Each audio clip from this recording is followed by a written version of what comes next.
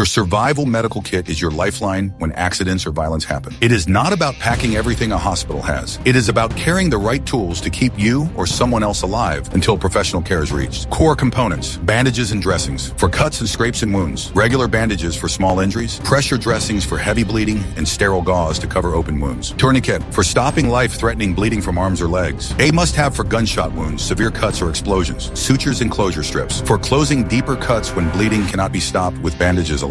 Use only if trained, otherwise stick to closure strips or butterfly bandages. Antibiotics and antiseptics for fighting infection. Pills if available, ointments or creams for wounds. Antiseptic wipes or solution for cleaning. Infection kills more survivors than the wound itself. Burn care for cooking accidents, fire injuries, or chemical burns. Burn gel, burn dressings, or even clean moist cloth to cool and cover. Splints and immobilization for broken arms, legs, or sprains. Rigid splints or inflatable ones to keep bones stable until further care is possible. Trauma gear, scissors for cutting clothing, chest seals for lung injuries, hemostatic gauze to stop deep bleeding. These are the difference between life and death in violent encounters. Gloves and barriers to protect you from bloodborne diseases and to keep the wound clean. Always carry multiple pairs. Pain relief and support meds. Basic painkillers, antihistamines for allergic reactions, electrolyte packets for dehydration. Final note: every item has a purpose. Your kit is not just a box of random gear. It is a survival system designed to buy time, stop infection, and control bleeding until advanced medical help is possible.